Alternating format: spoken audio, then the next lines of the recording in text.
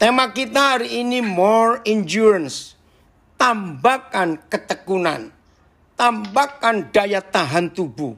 Wih, persis seperti masa COVID ini. Tambahkan imun kita. Ya, kekuatan, kekebalan dalam hidup kita. Betul sekali. Saudara, kita melihat fakta. Ketika COVID ini mulai, lihat fakta selama pandemik ini, tidak sedikit suami-suami, istri-istri, orang-orang muda yang gak pernah bisa ini, bisa itu, ternyata jadi pinter-pinter.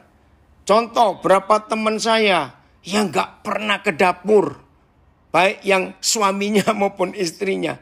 Tapi selama pandemik ini, jadi pinter masak, jadi pinter buat kue, terus bisa jualan online. Lihat fakta itu.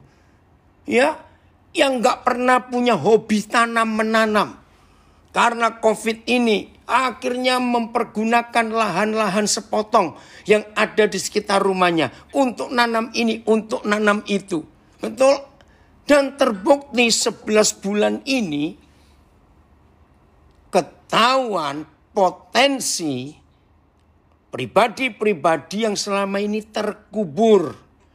Terkubur dalam apa? Dalam rutinitasnya. Ketika COVID datang, ternyata kuburannya dibongkar semua dan muncul keahlian. Tapi yang malas-malas, yang hobinya ngomel, hobinya menggerutu, pasti nggak dapat apa-apa. Maka itu saudara, tema kita ini luar biasa. Yang sedang kena PHK, jangan ngomelin. Bos saudara, kenapa aku di PHK? Enggak usah. Percayalah, kalau kita semuanya endure, mau tekun, endurance, mau tahan terhadap semua tantangan dan kesulitan hidup ini, percaya ada jalan keluar. Bulan Januari, ya tahun 82, saya mengalami sebuah perjumpaan dengan Papa di surga secara luar biasa di Bukit Doa Getsemani, Ungaran. Ada apa? Saudara, sejak bulan November sudah disiapkan bahwa nanti Imlek tahun 82, jadi bulan Februari tahun 82, saya itu akan diajak pelayanan ke Tiongkok oleh seorang hamba Tuhan dari Kuala Lumpur namanya Raymond Ang. Sudah siap semua. Tiket, visa, sudah semua, tinggal berangkat.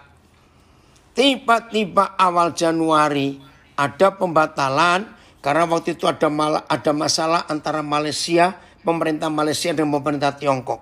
Maka warga negara Malaysia tidak boleh masuk. Wah, setelah saya dapat kabar itu, secara hati saya senang. Karena saya ini terus terang takut ke Tiongkok waktu itu. Kan gak ada hubungan diplomatik. Aduh, saya pikir kalau saya nggak bisa pulang bagaimana? Bagaimana pelayanan saya? Maka itu ketika dengar berita nggak jadi berangkat, saya bilang puji Tuhan.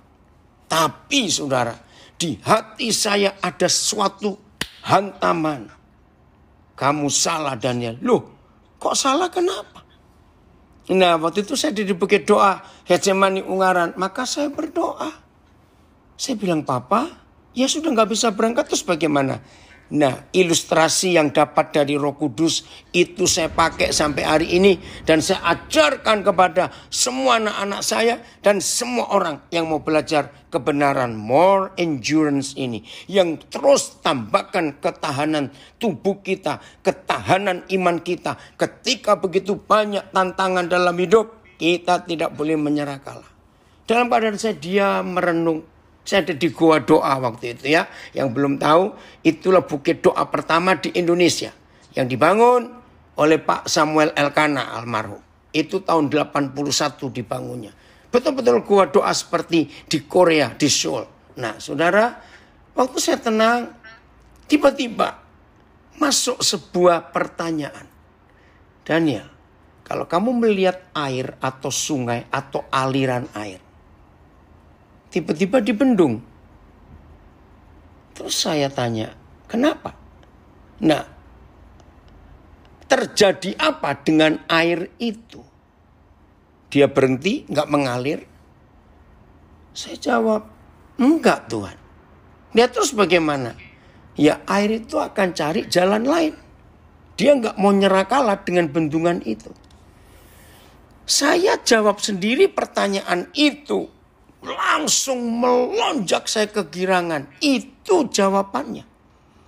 Kalau lewat Remon Eng kamu terbendung gak bisa ke Tiongkok, aku akan buka jalan buat kamu. Wih saudara, saya kagum. Akhirnya betul.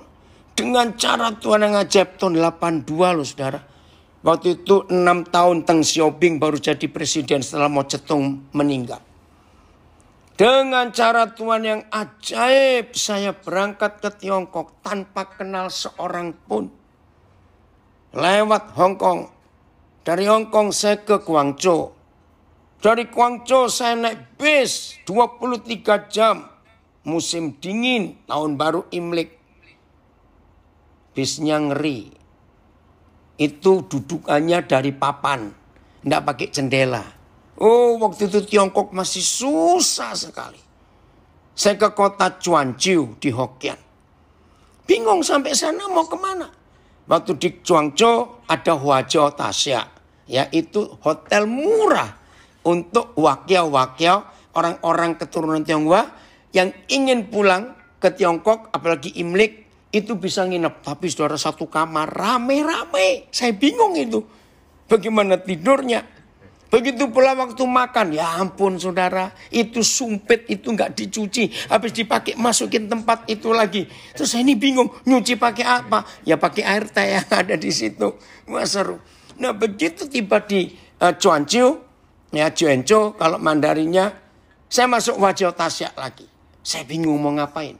Nah karena saya pakai batik, ya sejak tahun 80 saya sudah pakai batik. Ternyata pelayan Huazhou Tasya itu orang Cirebon. Wih, saudara dari Indonesia ya. Langsung ngomong bahasa Indonesia. Aduh saudara, lega sekali. Saya ketemu orang Indonesia. Iya saya bilang, dia cerita-cerita Indonesia bagaimana. Nah, mereka rata-rata pulang ke Tiongkok itu PP 10 tahun 5960. Ya, waktu Haji Kala, bapaknya Yusuf Kala itu masih punya kekuatan di pemerintahan Soekarno. Membuat peraturan, orang-orang Tionghoa suruh pulang semuanya. Termasuk 6 sepupunya papa saya. Pulang juga ke Tiongkok. Yang 3 meninggal karena berenang ke Hong Kong ditembak. Aduh, kalau dengar cerita itu ngeri sekali. Terus saya tanya. Saya bilang, Cik, tahu nggak ada gereja di sini? Suara jawaban dia, lu gila ya? Loh, saya kan cuma tanya. Ini komunis, mana ada gereja? Tapi luar biasa dem. Oke. Ya ini kan masih subuh, kamu tidur dulu. Nanti siang-siang atau sore, coba saya cari. Akhirnya saya bangun, saudara. Terus bilang, itu ada tukang becak di depan. Hah? Terus saya suruh apa? Dia nanti akan antar kamu ke sebuah gereja. Yang benar, iya. Saudara, sejak itu pintu terbuka. Luar biasa saya mengunjungi gereja-gereja bawah tanah istilahnya. Hidup susah dengan mereka. Maaf zaman itu saya masih ngaduk septic tank. Kotoran orang itu untuk pupuk. Saya hidup dengan mereka. Saya sempat sakit. Nggak perlu bayar ke dokter. Saya bingung saya bayar pakai apa, saya nggak punya uang. Waktu itu saya masih nggak ngerti. Dari Hong Kong saya tukarkan semua uang dolar saya. Nah, ternyata Tiongkok pakai 2 macam mata uang. 1 untuk rakyat, 2 untuk turis. Nah, saya sampai Guangzhou, saya dikerubutin. Boleh nggak tukar? Boleh nggak tukar? Nah, saya pikir saya tuh nggak beli apa-apa. Ya udah, saya tukar. Ternyata, saudara, uang rakyat itu nggak bisa dipakai untuk belanja ke toko turis. Nah, jadi setelah Deng Xiaoping jadi presiden, Tiongkok kan terbuka. Richard Nixon, presiden Amerika pertama kali datang ke Tiongkok. Nah itu ada toko-toko turis. Rakyat tidak boleh masuk ke toko turis. Dan toko turis itu hanya bisa dipakai uang itu. Saya lupa, renminbi itu yang turis atau apa saya lupa. Nah uang saya ditukarin semua karena mereka ingin belanja ke toko turis itu. Habislah. Nah saya sakit di Chuanjiu. Saya bilang saya harus bayar pakai apa? Waktu itu saya masih dapat kupon. Warna hijau, warna biru, warna apa saya lupa. Yang warna hijau untuk tukar apa, warna merah untuk tukar daging, ada yang tukar minyak, tukar gula. Nah, saudara yang di sana bilang, kamu kan punya kupon. Oh iya, bawa aja ke dokter nanti. Nah, begitu sampai ke dokter, selesai didiagnosa ya, terus saya keluarkan kuponnya. Dokternya yang milih mau kupon apa. Seminggu sekali dapat jatah kupon. Di sana uang gak berlaku. Tapi saya melihat hidup iman mereka. Nah, saya ingin jawab. Sampai kemarin sore masih ada orang Surabaya yang tanya saya. Mengapa pelayanan Koden beda dengan banyak gembala dan pendeta? Ini masalahnya. Waktu saya ke Tiongkok tahun 82, konsep tentang gereja hancur di otak saya. Karena saya melihat mereka tidak punya gedung gereja, tidak ada pendeta. Karena 100% semua pendeta zaman Mao Zedong itu ditangkap dan dibuang ke kerja paksa. Setiap saya ketemu istri pendeta, mereka itu senyum. Kami senang, gak dapat kabar. Berarti dia sudah meninggal. Karena buat kami lebih baik dia dipanggil Tuhan. Karena kalau masih hidup dia akan tersiksa. Karena kejam komunis itu menyiksa para hamba Tuhan. Aduh saudara. Tidak ada gedung, tidak ada pendeta, tidak ada Alkitab, tidak ada alat musik, tidak ada fasilitas apa-apa. Tapi kalau mereka kebaktian ibadah, luar biasa. Maka itu gereja Kisah Rasul saya hidupi 100% waktu saya ke Tiongkok tahun 82. Maka itu ketika kemarin Pak Yakobus lewat Dr. Sri memberikan saya tema ini more endurance. Wah, saya semangat sekali. Saudara, mereka miskin. Pakaian mereka cuma 2 warna. Abu-abu dan biru. Dan itu pun gak dibeli. Mao Zedong memberikan gratis kepada seluruh penduduk. Setahun mereka dapat jatah 3 kali. Dan modelnya sama. Kenapa mereka pakai warna biru dan abu-abu dan biru? Supaya tahan kotor. Dan kainnya tebal saudara. Aduh kalau musim panas kasihan. Supaya nggak rusak-rusak. Karena komunis hanya mau kerja. Nah saya hidup dengan mereka. Imannya luar biasa. Ketahanan mereka untuk tetap setia di dalam aniaya. Aduh saudara. Maka itu ketika tema ini diberikan saya senang sekali. Nah itu sebabnya. Ketika saya balik ke Indonesia lagi. Puji Tuhan selamat. Nggak ketangkap saya. Aduh ngeri sekali. Saya itu punya ide. Aduh kalau saya punya uang banyak. Saya pengen ngajak teman-teman saya pendeta itu ayo ke Tiongkok. Lihat itu loh gereja yang sungguh-sungguh. Maka itu sampai hari ini. Maaf. Kalau ada pendeta-pendeta yang masih doyan duit. Maafkan saya berkata. Mengapa pelayanan saya sampai hari ini gak pusing masalah uang? Maaf. Karena saya hidup dengan mereka.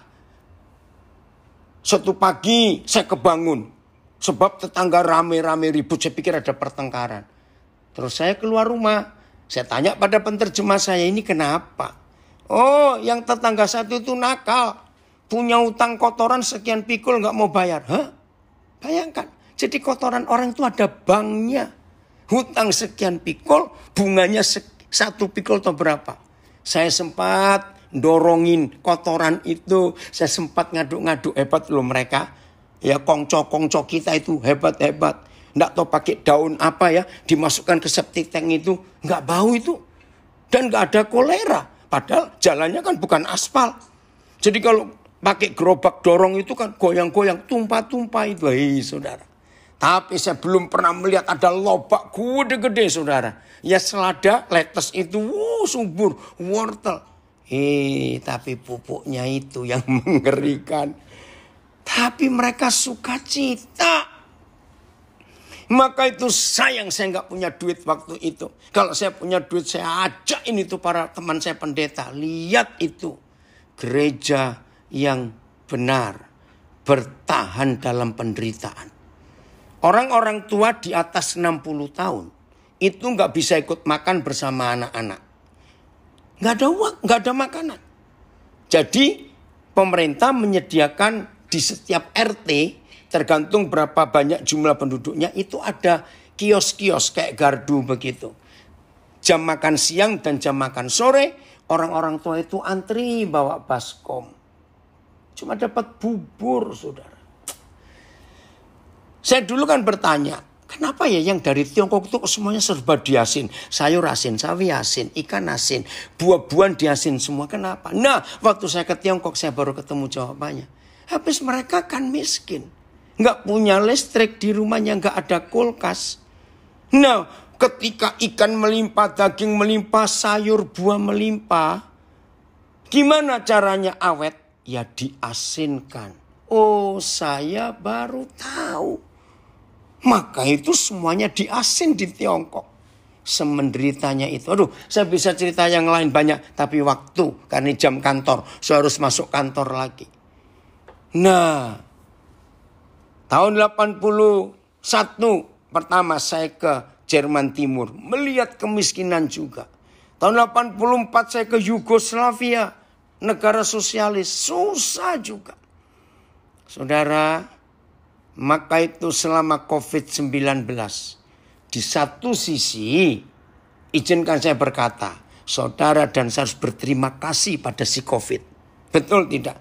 Dengan adanya mereka, lihat, ibadah-ibadah gereja dimurnikan. Dengar baik-baik. Hidup para pelayan Tuhan dimurnikan. Satu pihak kita bersyukur ada COVID. Bagaimana kesetiaan kita, ketahanan kita di dalam kesulitan ini untuk tetap setia kepada Bapa. Ada atau tidak? Saya baca ayat yang pertama. Wahyu pasal 14. Kenapa ada pesan pendek di akhir penulisan kitab suci dan ini akhir zaman? Kenapa ada penulisan pendek ini? Wahyu pasal 14. Mari kita lihat ayat yang ke-12. Wahyu 14 ayat 12. Yang penting di sini ialah ketekunan orang-orang kudus yang menuruti perintah Tuhan dan iman kepada Yesus. Saudara perhatikan bagaimana Tuhan ingin di akhir zaman yang makin gila keadaannya. Kejahatan-kejahatan makin bertambah. Ternyata Papa cuma minta satu hal. Yang penting di sini ialah ketekunan. Ini artinya endurance. Tekun. Masih ingat Ibrani 4 menulis. Cuma ada satu penyebab. Mengapa generasi yang dipimpin Musa keluar dari Mesir tidak ada yang masuk ke Kanaan? Karena mereka ngomel, menggerutu. Nah lawan katanya endurance itu ngomel. Nggak terima, suka protes. Ini yang penting. Hari Senin atau Selasa. Ini Kamis. Selasa. Ya, saya diajak Zoom oleh banyak hamba-hamba Tuhan yang bertekun di dalam pelayanan desa. Alasan mereka ngundang saya, mereka bilang, ya, kalau melihat hidup Pak Daniel, maaf ya, saya cuma cerita supaya saudara tahu. Bisa konsisten sekian puluh tahun. Tetap mau tinggal di desa, di tempat yang sederhana, di pedalaman. Dengan mereka berkata, iya banyak hamba-hamba Tuhan yang dulu mulainya dari desa. Tapi akhirnya nggak tahan, maaf saya cuma meneruskan apa yang mereka katakan. Nah temanya menarik, kobarkan kembali passion hatimu untuk jiwa-jiwa Saya bersyukur kepada Tuhan untuk acara itu. Nah, ini loh saudara. Mari masing-masing kita cek hati kita. Apakah endurance, ketekunan, tahan uji, ketahanan iman, mental, fisik kita ini ada sampai hari ini. Nah, kalau kita sudah membaca Wahyu 14 ayat 12 ini. Begini logika saya. Ternyata nggak sulit loh. Hidup di akhir zaman yang makin nggak karu-karuan begini keadaannya. Cuma diperlukan satu sikap. Tekun. Endurance. More. Nggak yang lain. Nah, bentuk ketekunan ditulis yang menuruti perintah Tuhan dan iman kepada Yesus. Luar biasa. Kalau saudara sempat, nanti sore jam 18 WIB. Nah, siapa yang pernah mengikuti viral hebat? Dari Jerman ada seorang Indonesia yang menyebut diri Paul Chang. Saya harap saudara cari di YouTube. Paul Chang. Changnya pakai Z-H-A-N-G.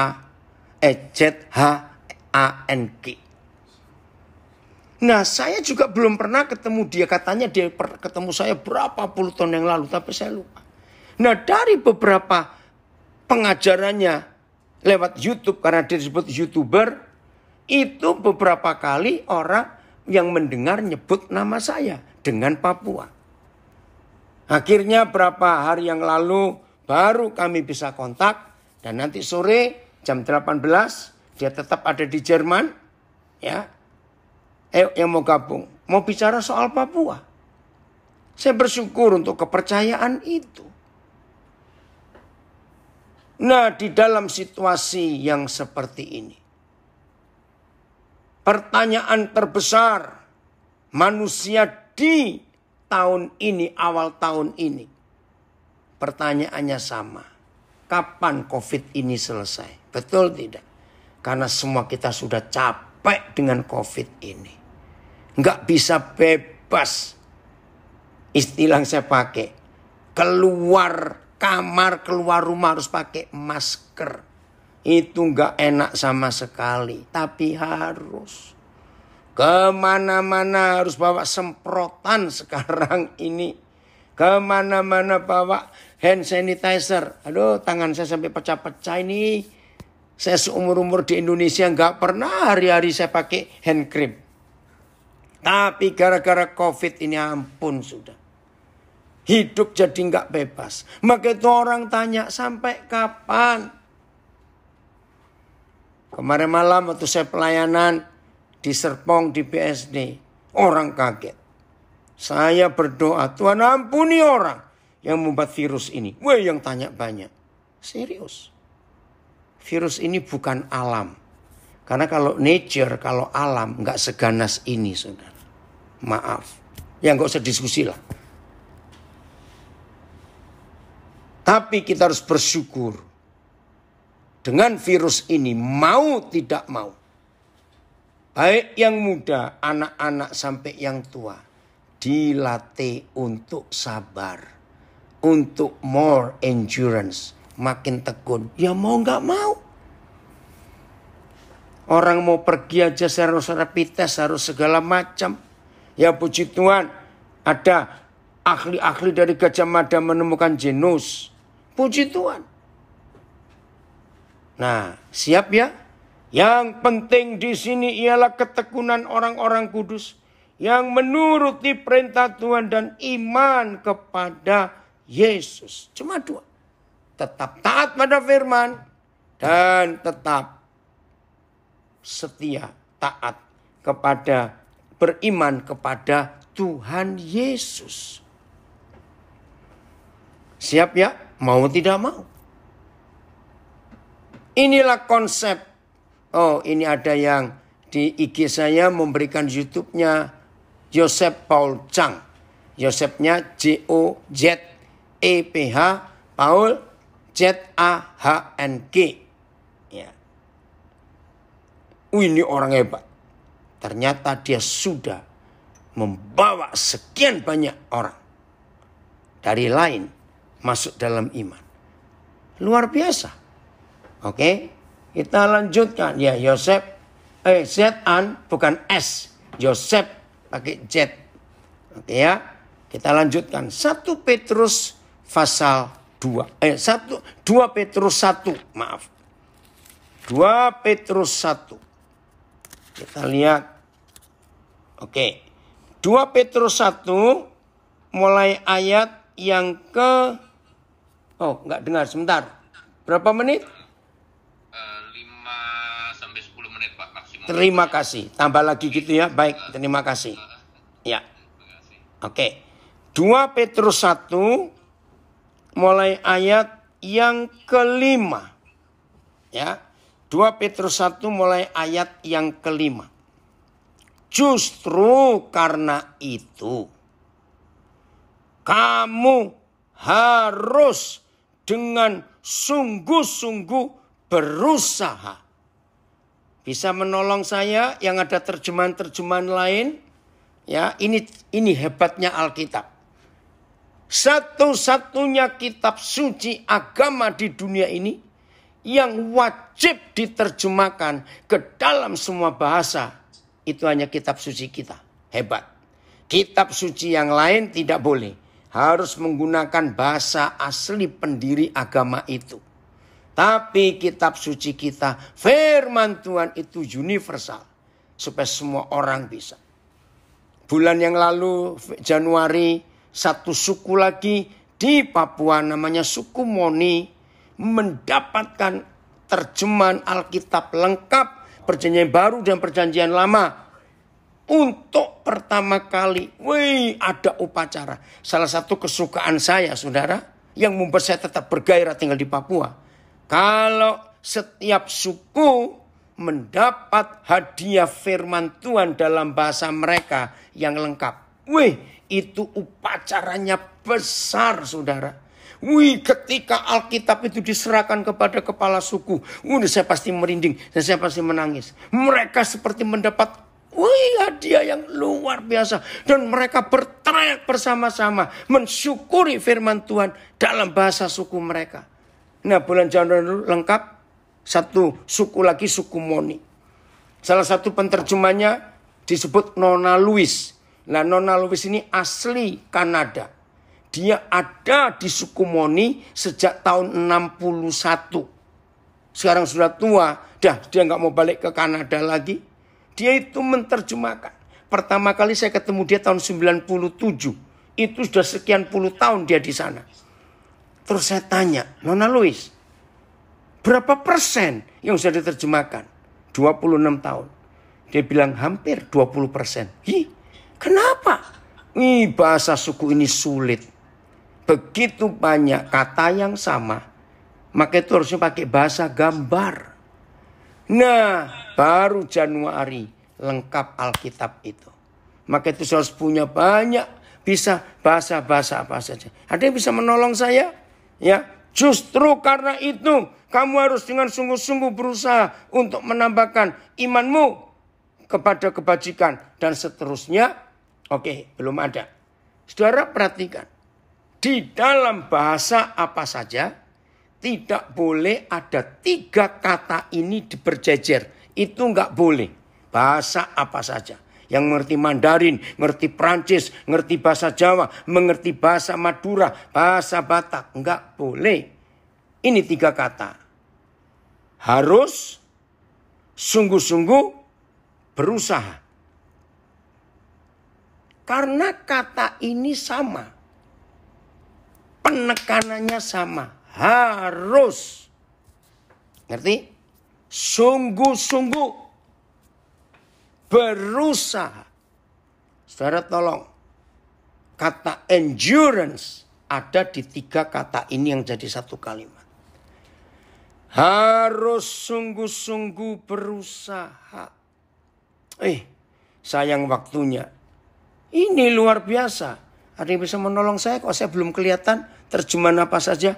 Ini anak-anak saya ini kemana semua? Biasanya sering membagikan itu. Bapak kok belum ada? Iya, biasanya anak-anak saya suka nampilkan ini. Mana kalian? Oh, oke. Biasanya itu ada bahasa Inggris, The Message, The Passion, Amplified. Lalu ada yang kirim bahasa Jawa juga. Ini kemana semua ini hari ini? Kok nggak muncul? Ya udah, saudara cari sendiri ya. Nah, ini endurance. Harus sungguh-sungguh berusaha. Wih, luar biasa. Bahasa Indonesia sehari-hari. Oleh sebab itu berusahalah sungguh-sungguh. Supaya kalian tetap. Nah, saya nggak mau baca kelanjutannya karena waktunya. Terus ada lagi. Bentar. BIS sudah. MELT. Namun dalam hal yang sama ini pun. Dengan mengerahkan seluruh ketekunan. Nah ini kan bagus. Kalau bisa tahu banyak terjemahan. MELT menulis dengan mengerahkan seluruh ketekunan. Wih, luar biasa. Ada lagi? Saya coba lihat. NIV. Oh, enggak kebacaan. Oh, ini dia. For this very reason, make every effort. Ya, make every effort. Jadikan semua usaha saudara untuk menemukan. Oke, MELT sudah. Ini terjemahan apa, Syuman? Oleh karena itu dengan segala upaya, tambahkanlah segala upaya. Woi, ini keponakan saya dari Toronto. Menuliskan, thank you very much, Didi. How are you all? Oke, saya baca. In view of all this, ya, make every effort. Sebentar, mana ini? To respond to God's promises. Make every effort. Terjemahan baru sudah, Kiki. Ada terjemahan King James. And beside this, giving all diligence. Diligent, rajin. Oh, bahasa Jawa. Iyo margo saka iku, kowe podo kudu mempeng. Nah, bahasa Jawa. Kudu mempeng. Itu bahasa Jawa. Terus, ulang-ulang. Ini karena gak tahu posisi. Iyo margo saka iku, kowe podo kudu mempeng. Anggonmu budidaya. Budidaya tahu budidaya usahamu itu supaya pracayamu kawuwuhan ing kautamaan kawruh. Oke, saya nggak usah baca terus. Ini terjemahan apa lagi? BIMK. Oleh sebab itu berusahalah sungguh-sungguh. Berusahalah sungguh-sungguh. Oke, cukup ya karena waktu. Nah, inilah more endurance. Harus saudara. Di masa-masa yang makin sulit seperti ini. Jangan hidup santai-santai. Ada tambahan kudu nggetu. Betul. Harus seperti itu. Saudara siap ya. Makin tekun. Makin serius. Ayat terakhir. Nah.